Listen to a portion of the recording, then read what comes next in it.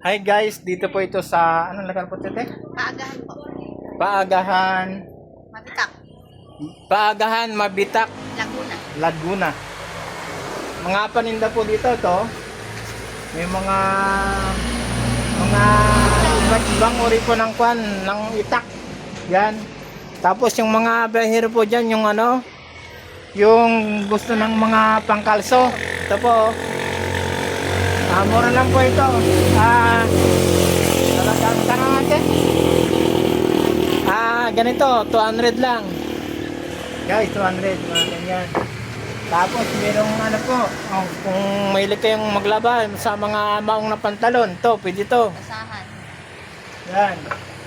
Tapos kung mahilig pa kayo sa handicraft, yan. Yan po, oh. Yung mga ano, yung mahilig guys sa ano, ito yung pugon.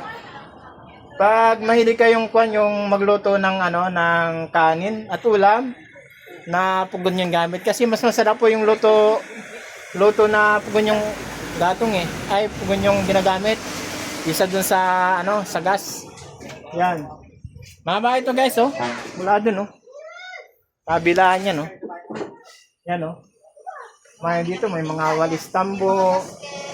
Yan, may mga ano, mga handicraft, iba't ibang klase ng handicraft. Ganito. Dito lang kayo kay ano, ano pangalan nyo, te? Cora po. Cora. Kay Ate Cora po. Yan guys, si Ate Cora po. Dito po yan sa Mabitak, ano, Laguna. Mabitak, Laguna. Laguna po. Yan guys, bye bye.